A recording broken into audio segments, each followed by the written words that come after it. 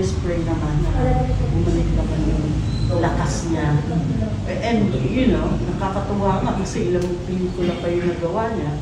After this, nakailan siya? Mananamba. Oo.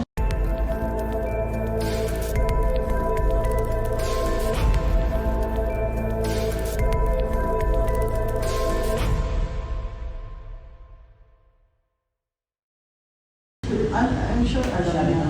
Oo, siya naman nahihirapan. And I'm sure, you know, na siguro nag-iisip-isip na rin siya, no? Na sana nakinig siya. No? Pero, you know, I always pray naman na bumalik naman yung lakas niya. And, you know, nakakatuwa nga kasi ilang pelikula pa yung nagawa niya. After this, nakailan siya? Mananamba. Oo.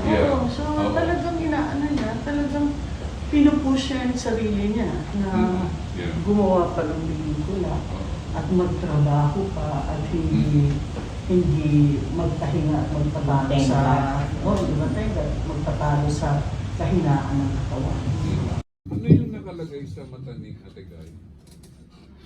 Yung sa shoot po, parang katarata po, contact lens, I think first time, one of the few times na. Nung in-explain din po namin sa kanya, given na naintindihan niya yung role, yun po yung maganda kay Ate Guy, hindi siya takot.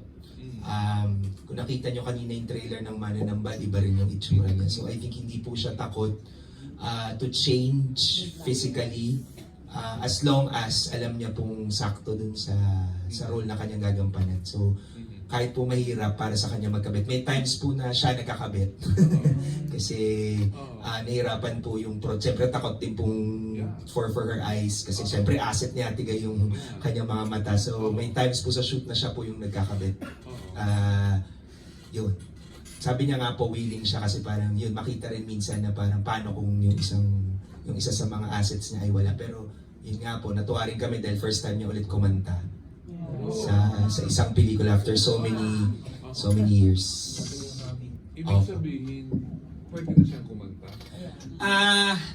Depende po ata, hindi ko po masagot. Siya po ang tanongin niya, pero para po dito hindi po, alam ko medyo hirap siya, pero dahil na alam niya yung importansya nung kanta dun sa role niya, pinilit po niya na nagawin. Kahit yun nakita nyo in between, kung medyo sabi ko, tigay okay lang, basta yung essence naman nung gagawin nandoon.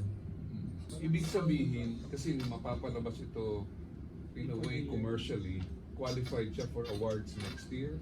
Hindi ko po alam yung technicality niyan, Kuya Nestor. Ang inisip lang po talaga ni Alfred ay yung mapagbigyan yung mga Noranians na, at saka yung mga tao na nagme-message po sa kanya who wanted to see this film. So kaya kahit po medyo busy siya ngayon, napagbigyan. Technicality na lang po siguro, hindi ko po alam. So yung magde-decide po siguro kung sino po yung mga